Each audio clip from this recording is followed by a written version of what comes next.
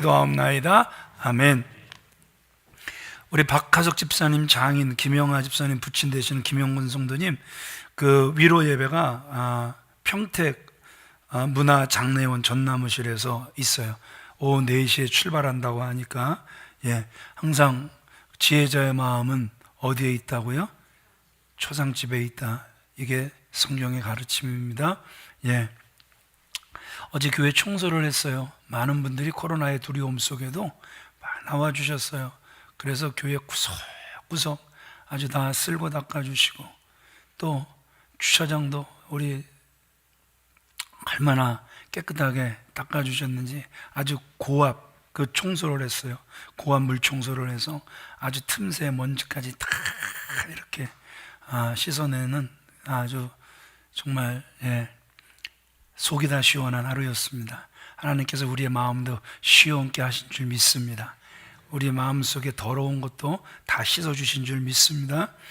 또 꾸민부가 어제 십자가 이렇게 하는데, 저는요 원로 목사님의 그 스피릿이 그대로 있어서 그 십자가 우리 교회에 없잖아요. 초등부실에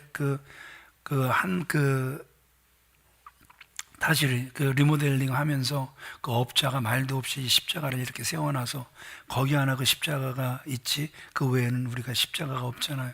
근데 왜 십자가를 그렇게 안 좋아하냐 하면 십자가가 너무너무 화려해요. 근데 이 십자가 보면서 감동을 받아버렸어요. 분명 사람 죽이는 십자가가 화려할 일이 없잖아요. 이래야 되잖아요. 그래서 딱 들어오면서 이 십자가를 보면서 얼마나 감동이 됐는지 몰라요. 우리 꾸민부 너무너무 또 수고하셨습니다. 여성교회, 남성교회, 안수집사님, 꾸민부 합력하여 선이 된 줄 믿습니다. 이제 따라하겠습니다. 서로 그리스도께 하듯 하라. 아멘. 자, 우리가 예수님을 진짜 믿으면 그 증거는 거듭남이죠. 그래서 우리의 모든 인간 관계마저 거듭나게 되어 있다는 거예요. 그러면 이 거듭났다라는 그 인간 관계의 핵심은 뭐냐 하면, 증거가 무엇으로 나타나지냐 하면 순종과 사랑으로 나타나지는 거예요. 윗사람에겐 순종, 아랫사람은 사랑으로 섬기는 거란 말입니다. 이 순종과 이 사랑의 원리는요, 하나님께서 에덴에 그 사람을 창조하실 때 하나님과 인간 사이에 주신, 시작부터 주신 관계이죠. 하나님은 저와 여러분들을 너무너무 사랑하시는 거예요. 그 사랑을 받는 저와 여러분들은 그 하나님의 사랑이 너무너무 감사해서 뭐 하는 거예요? 순종하는 거란 말입니다. 그래서 이것이 거듭난 저와 여러분들이 살아가는 가장 행복한 지름길이라는 것이죠. 그래서 우리가 계속해서 예배소서를 통해서 이제 3주째 이렇게 말씀드리고 있죠. 자, 하나님께서 예수를 믿는 저와 여러분들에게 먼저 부부관계를 말씀하셨죠. 부부관계 또한 어떻게 하라고요? 아내는 남편에게 뭐하라? 순종하라. 남편은 아내를 그리스도가 교회를 위하여 자신을 내어주신과 같이 뭐하라? 사랑하라. 순종과 사랑의 관계임을 말씀하고 있죠. 또 이어서 부모와 자녀의 관계도 말씀을 하셨죠. 역시 자녀들아 주 안에서 부모에게 뭐하라? 순종하라. 내 부모를 공경하라. 부모들아 내 자녀들을 노엽게 하지 말아라. 사랑으로 섬기라는 것이죠. 그래서 부모 자녀의 관계도 순종과 사랑의 관계임을 우리에게 말씀해 주셨죠. 오늘 더 넓혀 가십니다. 오늘 본문을 보세요. 이 원칙이 어디까지 넓혀져 가고 있는 거예요? 상전과 종의 관계까지 적용시키고 계시죠. 종들은 육체의 그 상전에게 뭐 하라는 것이죠? 순종하라는 거예요. 그리고 상전들은 어떻게 하라는 것입니까? 종들에게 위협을 그쳐라. 어떻게 하라는 거예요? 사랑으로 섬겨주어라. 이렇게 말씀하고 계시는 거란 말입니다. 자, 우리 첫 번째 같이 읽어보겠습니다. 시작. 고용된 그리스도인의 자세. 우리가 누군가에게 고용되어 있는 분들이 생각보다 많죠.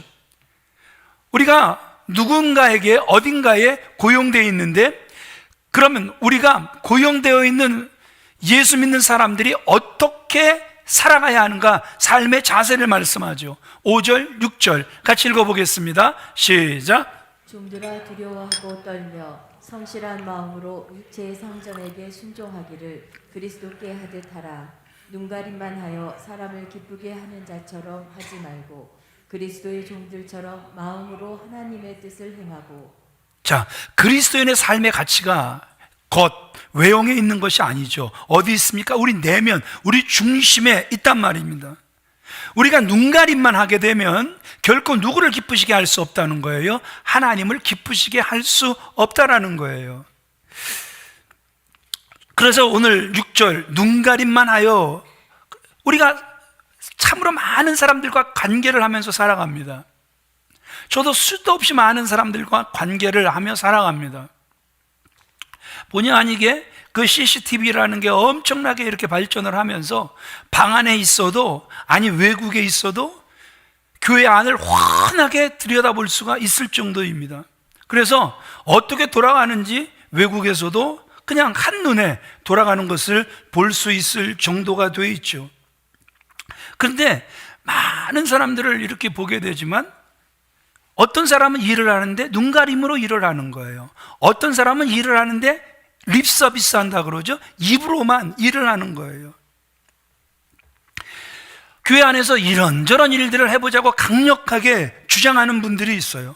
그래서 그 강력한 주장에 그렇게 하자 하면 그 다음에 그분은, 그렇게 강력하게 주장했던 분은 그냥 남들에게 짐만 주어주고 없어져 버리는 거예요. 나타나질 않아요.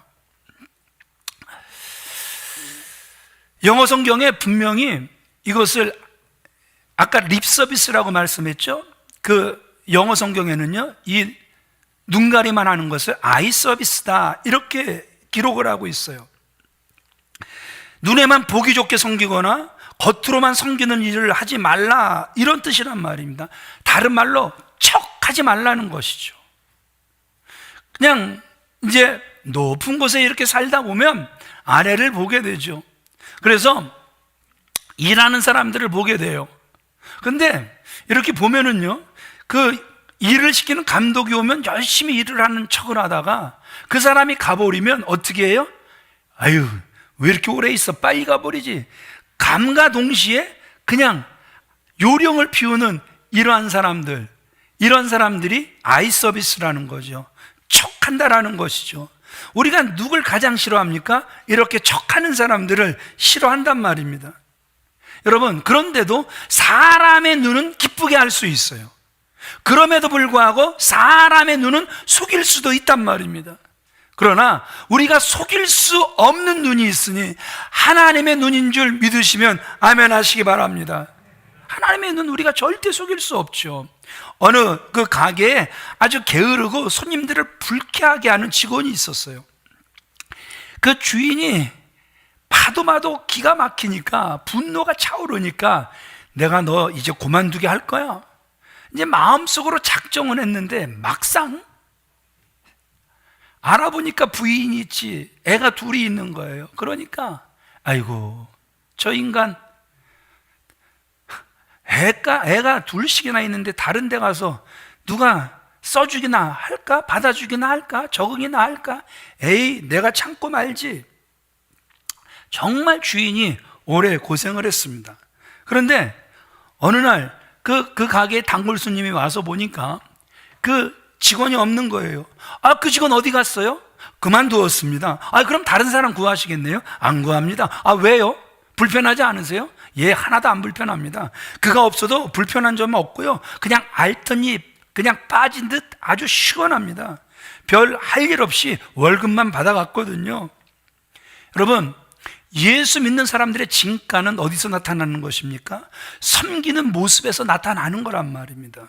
우리는 눈치를 보고 억지로 마지못해 시간 때우는 사람들이 절대 아니라는 것이죠.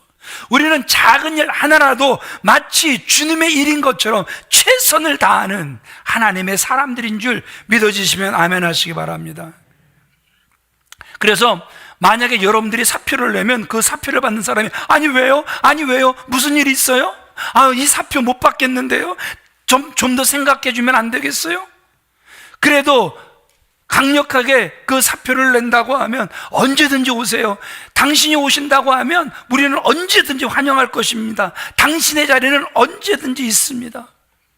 하나님 앞에서 우리가 하나님을 기쁘시게 하고 하나님께 하듯이 사람에게 한다면 우리가 어디를 가든, 그것이 직장이든 그것이 교회든 어디를 가든지 우리는 당신도 꼭 필요한 사람입니다, 이런 말을 듣게 될 것이란 말입니다. 우리 이 시간 한번 다짐했으면 좋겠습니다. 주여, 꼭 이런 말을 듣고 살게 하옵소서. 이 말은요, 또 저나 또 하나님께서 세우신 지도자들에게도 해당되는 거예요. 베드로전서 5장 2절 말씀 같이 읽어보겠습니다. 시작. 너희 중에 있는 하나님의 양무리를 치되 억지로 하지 말라. 하나님의 양무리를 치는데 억지로 하지 말라는 거예요. 책임을 맡았으니 어떻게 그냥 해야지. 근데 별로 하고 싶지 않거든요. 그러니까 전화도 좀 자주 하지 마시고 그냥 좀 알아서들 해가세요. 그냥 저 이 일에 그렇게 크게 관심 없거든요. 그냥 마지못해 하는 겁니다, 이렇게 말하지 말라는 거예요. 눈가림만 하면 왜 하나님께 기쁨이 되지 못하는 것입니까? 하나님께는 눈가림이 절대 통할래야 통할 수가 없기 때문에 그렇다라는 것이죠. 사람들에게는 눈가리가 얼마든지 아웅하겠지만 하나님께는 안 된다라는 거죠. 왜요? 하나님은 어디를 보시는 분이시니까 우리의 마음을 보시는, 우리의 마음을 살피시는 분이시기 때문에 그렇다라는 것이죠. 우리 사무엘상 16장 7절과 로마서 8장 27절 같이 읽어보겠습니다. 시작. 사람은 외모를 보거니와 나 여호와는 중심을 보느니라. 마음을 살피시는 이가 성령의 생각을 아시나니. 우리는 무엇을 본다? 늘 말씀드리는 것이지만 우리는 외모를 보게 되어 있습니다. 우리는 말을 듣게 되어 있습니다. 그런데 하나님은 항상 우리의 중심을 보신다. 그러면서 로마서 8장에는 그분은 우리의 어디를 살피신다? 마음을 살피신다, 분명하게 말씀하고 계시다라는 것이죠. 그렇기 때문에 우리가 사회생활이나 직장생활에 있어서 다시 한번 말씀드리지만 결코 뭐 해서는 안 된다라는 거예요. 아이 서비스를 해서는 안 된다라는 것이죠. 직장 상사에게 성실한 마음으로 순종해야 한다, 성경은 강조하고 있다라는 것이죠. 골로새서 3장 22절도 강조하고 있습니다. 같이 읽어보겠습니다. 시작. 종들아, 모든 일에 육신의 상전들에게 순종하되 사람을 기쁘게 하는 자와 같이 눈가림만 하지 말고 오직 주를 두려워하여 성실한 마음으로 하라. 육신의 상전들에게 순종하라 말씀하고 계시죠. 더 나아가서 오직 주를 두려워하여 성실한 마음으로 하라, 성실을 강조하고 있죠. 이 성실이라는 단어는요, 상사가 있을 때뿐만 아니라 없을 때 더 분명하게 드러나는 것이죠. 그것을 성경에서 가장 우리에게 잘 보여준 사람이 누구죠? 요셉이죠. 누구 앞에서? 항상 그가 하나님 앞에서 몸부림했던 모습을 우리에게 보여주고 있다라는 것이죠. 그러니까 여러분, 그 창세기 그 24장에 가면 그 아브라함의 늙은 종이 나옵니다. 분명히 성경의 기록은 늙은 종이라고 기록을 하고 있어요. 아브라함이 그 늙은 종을 불러서 이렇게 이야기를 합니다. 이제 내 고향으로 돌아가서 그곳에서 우리 아들의 그 신부감을 찾으라는 것이죠. 그래서 그 우리가 아브라함의 고향 그러면 우리가 우르라고 생각할 텐데 시작은 우르지만 아브라함의 고향이 하란으로 이렇게 되어져 있습니다. 그러니까 이제 그 하란에 정착하게 된 게 이제 제2의 고향이 된 것 같아요. 그래서 거리로만 이렇게 봐도요, 결코 그 짧은 거리가 아닙니다. 이 거리로만 해도 1000km입니다. 1000km. 그 늙은 종이 그 길을 걸어가야 하는 것입니다. 또 보니까 얼마나 이 종이 성실하냐 하면 이제 겨우 그곳에 도착을 했습니다. 그런데 24장 12절 말씀 가서 보면은요, 주인 아브라함의 하나님, 나에게 순조롭게 이 일을 진행할 수 있도록 주님이 준비한 사람을 만나게 해달라고 기도하면서 시작하는 이 늙은 종의 모습을 보게 됩니다. 성실한 겁니까? 굉장히 성실한 겁니까? 지금 저는 미국에 가서도 저희 교회를 들여다볼 수 있어요. 제 방을 들여다볼 수도 있고, 그러니까 저 인간은 어디를 가든 들여다보니까 아이고 할 수 없이 잘해야 해, 그럴 수도 있겠지만, 여러분 지금 아브라함은 그 1000km 밖을 볼래야 볼 수도 없습니다. 그가 기도하는지 안 하는지, 순종하는지 순종하지 않는지 볼래야 볼 수도 없습니다. 그런데 성실함은 어디서도 빛나는 거예요? 보이지 않는 곳에서 성실함은 더 빛나고 있음을 우리에게 보여주고 있다는 것이죠. 더 나아가서 창세기 24장 3절과 54절에 보면 그 늙은 종이 장난 아닙니다. 가져간 게 장난 아닙니다.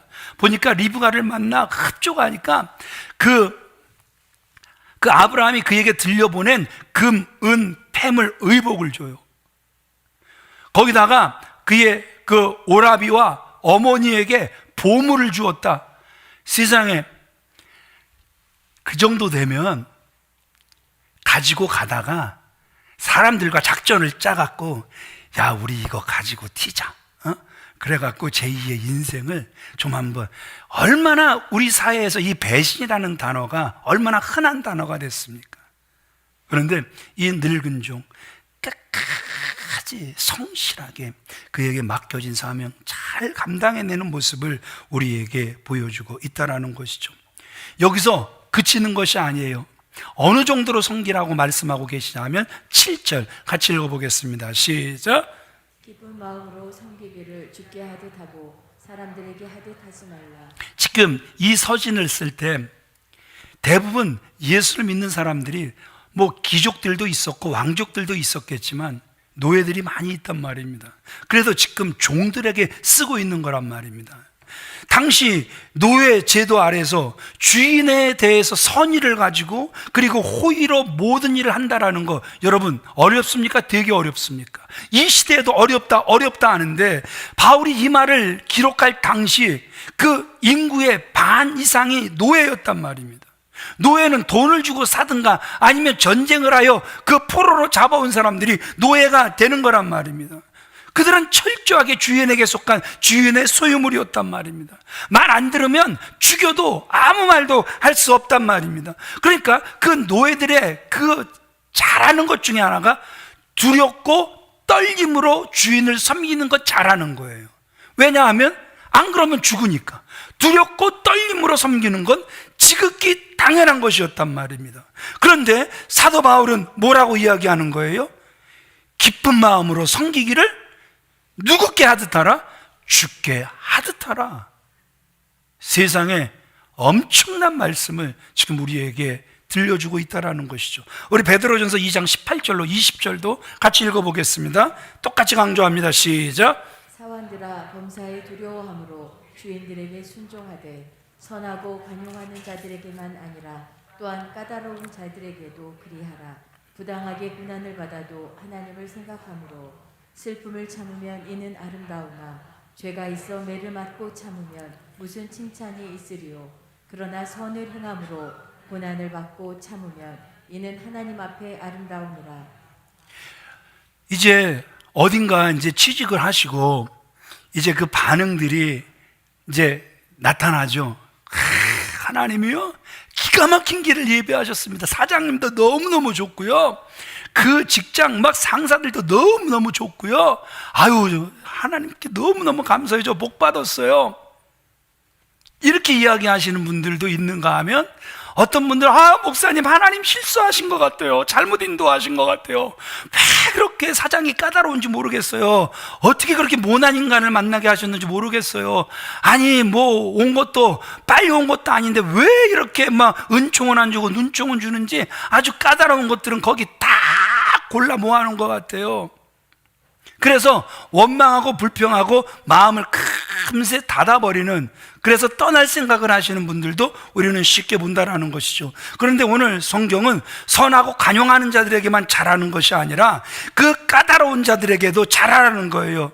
선을 행함으로 고난을 받고 참으면 그것이 하나님 앞에 아름다운 것이다. 오늘 성경은 우리에게 말씀하고 계신다라는 것이죠.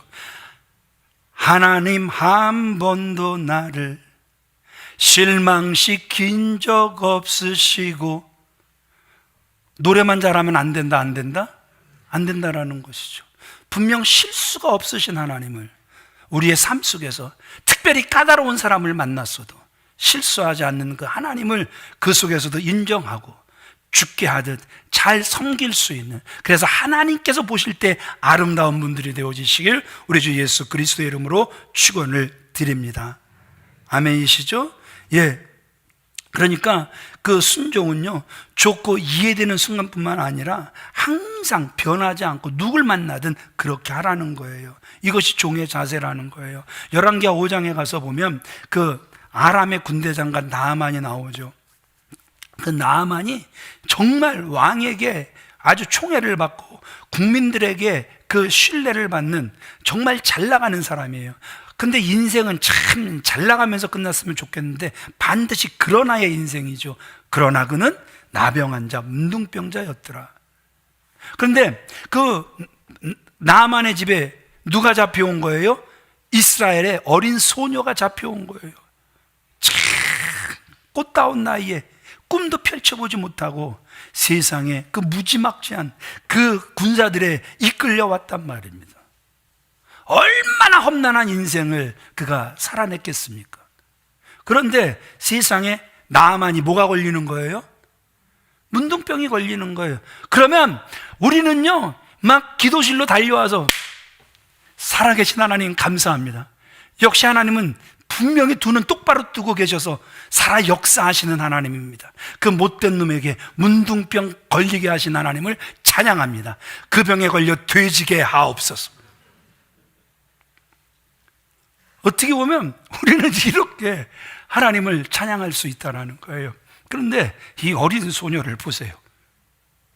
얼마나 기특합니까? 열왕기하 5장 3절 보면 그 소녀가 여주인에게 우리 주인이 사마리아에 계신 선지자에게 갔으면 좋겠나이다.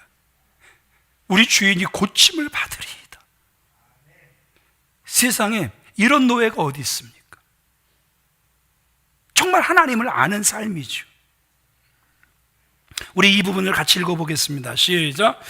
인간관계 중에 가장 어려운 관계가 주인과 종의 관계일 것입니다.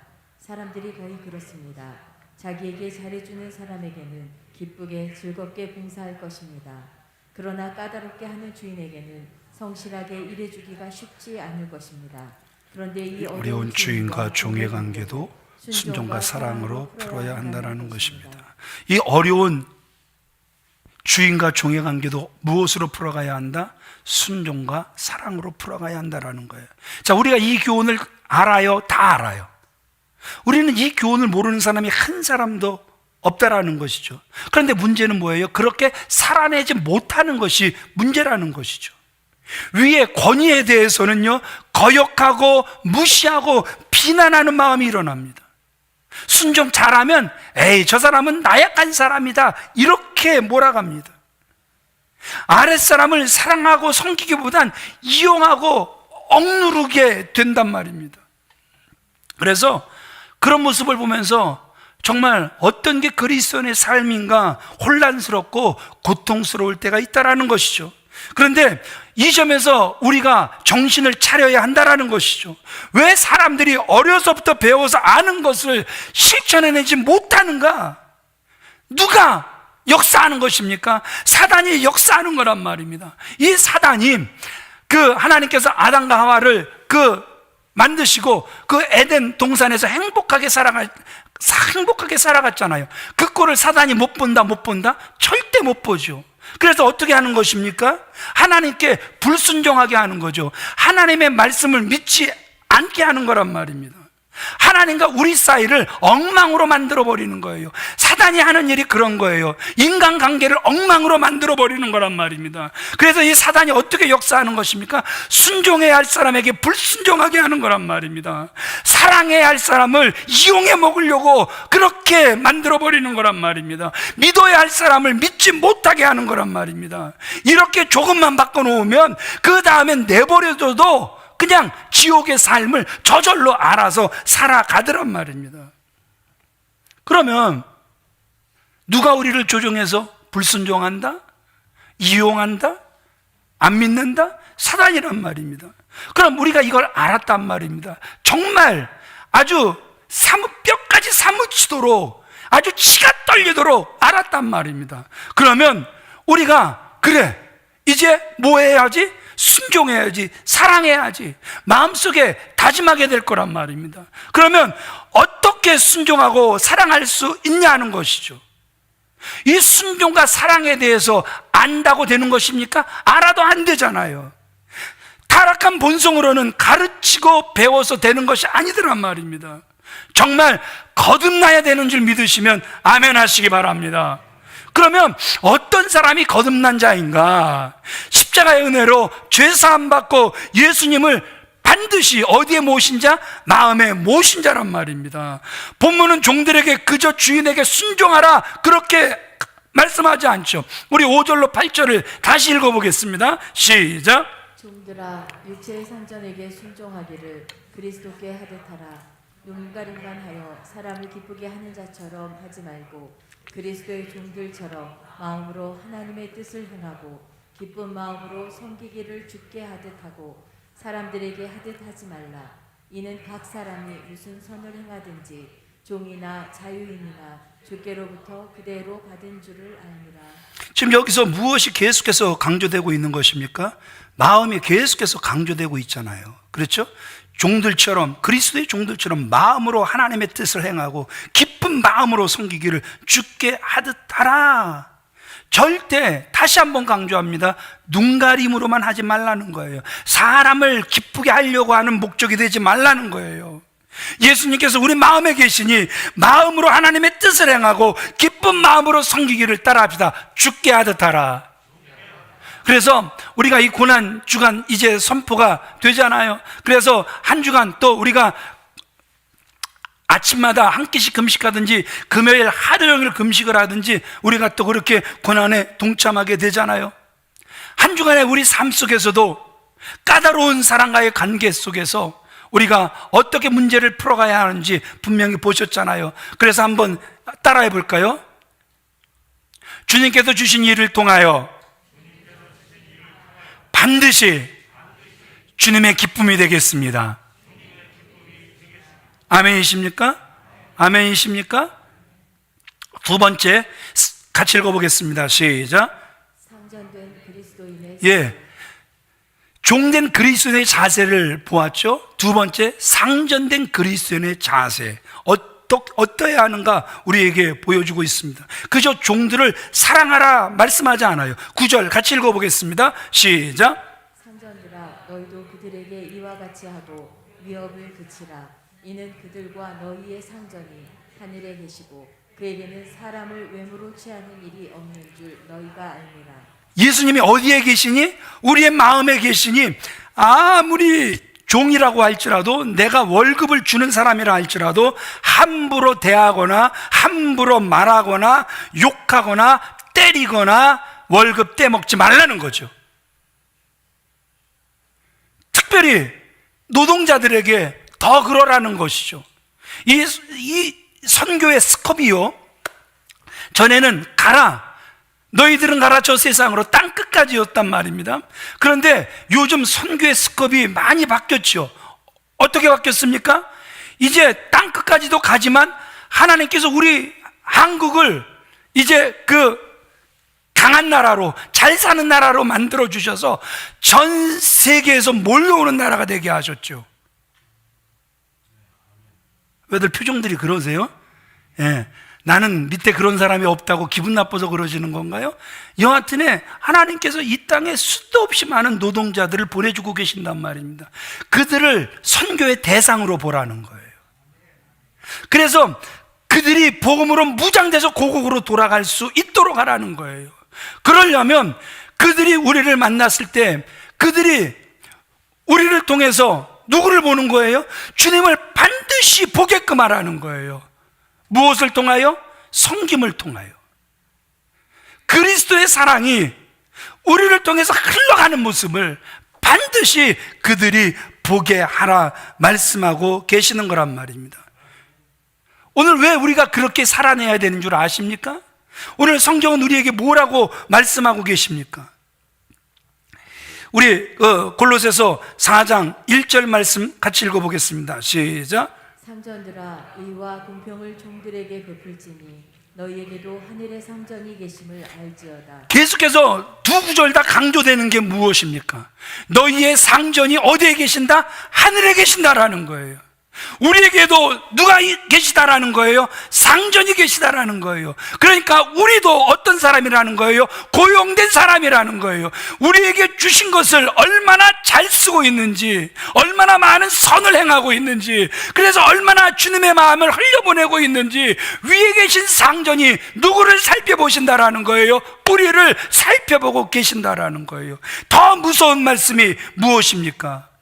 여기서 더 무서운 말씀 분명히 우리에게 보여주는 게 뭐냐 하면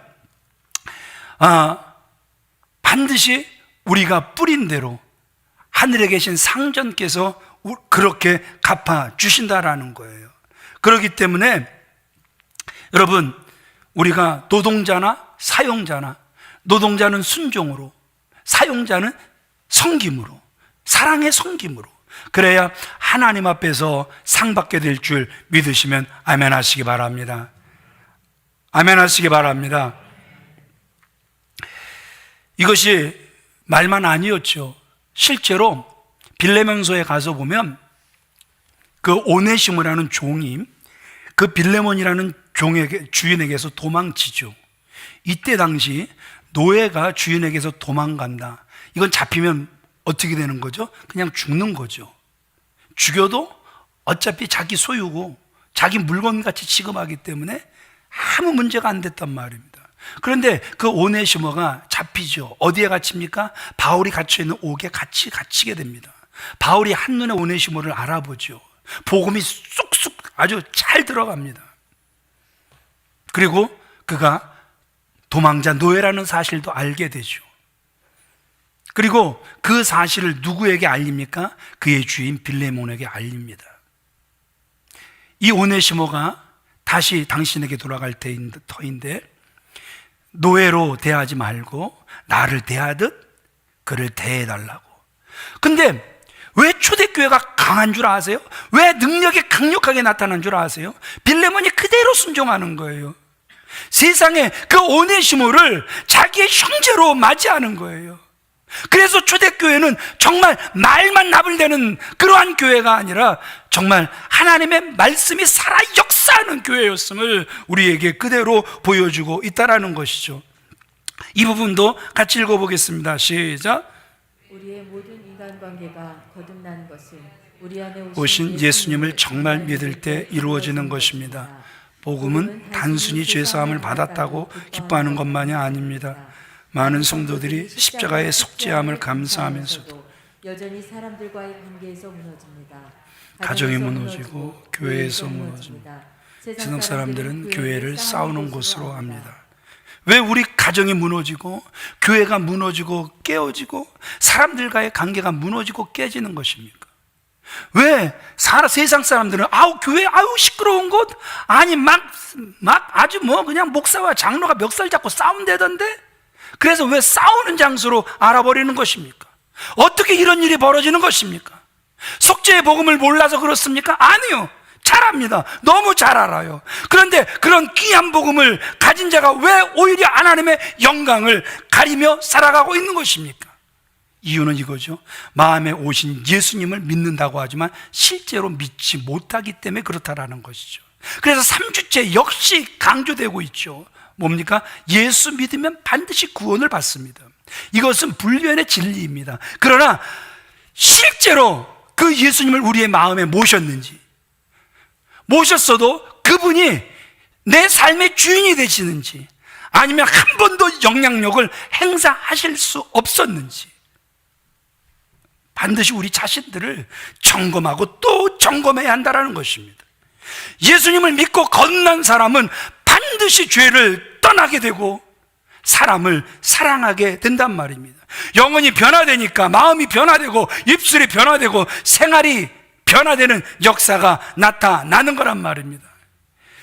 우리 요한일서 3장 10절 말씀 같이 읽어보겠습니다. 시작. 이러므로 하나님의 자녀들과 마귀의 자녀들이 드러나나니 무릇 의를 행하지 아니하는 자나 또는 그 형제를 사랑하지 아니하는 자는 하나님께 속하지 아니하니라. 이 서신이 세상으로 보내진 게 아니죠. 이 서신이 교인들에게 보내진 것이죠. 그런데 그 서신에서 지금 우리에게 아주 그냥 두렵게 하는 게 무엇입니까? 하나님의 자녀들과 그리고 사단의 자녀들이 드러난대요. 교회 안에서도요. 누가 하나님의 자녀라는 거예요? 누가 사단의 자녀라는 거예요? 형제를 사랑하지 않는 사람은 사단의 자녀라는 거예요.